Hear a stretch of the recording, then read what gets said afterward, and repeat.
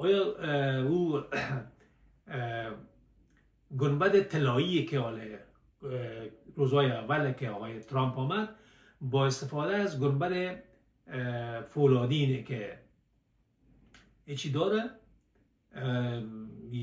اسرائیلیا داره، با استفاده از همین گفت ما یک گنبد طلایی را میسازیم که این گنبد قسم باشه که تمامی آمریکا را از تمامی راکت ها مسئول نمیکنه، ولو که از بیرون فضا فیر شود، از طرف که وقتی نه که روسا خود و آمریکایی ها و چینایی ها خود بیرون فضا کار دارن، از همونجا مگه فیر شود این همونجا خونسایش کنه.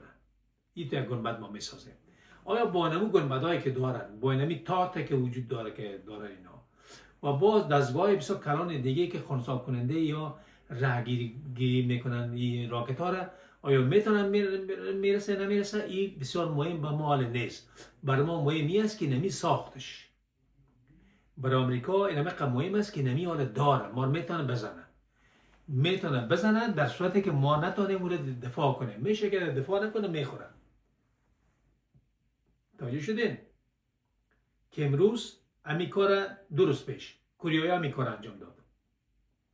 باز این کوریایی یک ماشین آزمایش کردن، یک ماشین راکتی را، خود راکت نیست، یک ماشین راکتی را آزمایش کردن که یک راکت بالستیک اتمی را که نامش از ICBM این میره انتقال بده به 10,000 کیلومتر و قدرت انتقال از این ماشین باشه 2500 کیلو نیوتن، که یکی از گپای بسیار بسیار عمده برای من همی بود که اینا میگفتن که ما امریکا رو میزنیم چگونه میزنیم و امریکایی ها میگفتن دور است نمیتونه، ولی این ماشینش آزمایش کردن. این ماشین این راکت تا اونجا میرسانه.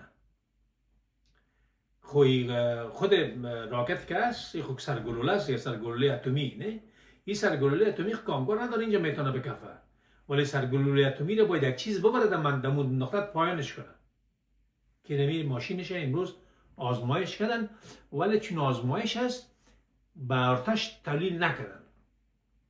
موقعی که با اردو تحویلش میکنن منیس یک اسلحه اونو کامل است، مکمل است، و باز در سید نمو بالای مو دستگاه پرتاب کننده او نصب میشه و دیگه کلش آماده میشن برای استفاده از همون. مثل که ما شما در روسا ایروشنیک گفتیم، نه ایروشنیک هم وقتی که آزمایش شد باز اونا را برای اردوی روسا دادن، روسا باز دادن در اوکراین.